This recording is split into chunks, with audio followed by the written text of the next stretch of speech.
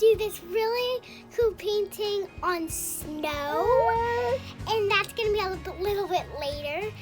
So I'm just gonna tell you how to do it so you don't mess up.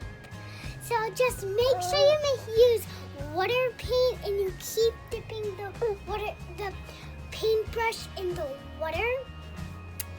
And then I'll get started. So first you're gonna get some nice clean white snow. You're gonna put it on a cookie tray and pat it down. If you don't have a cookie tray, you could use a plate or something else.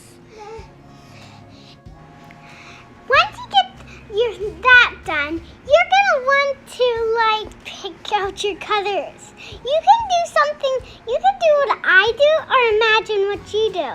And now I'll just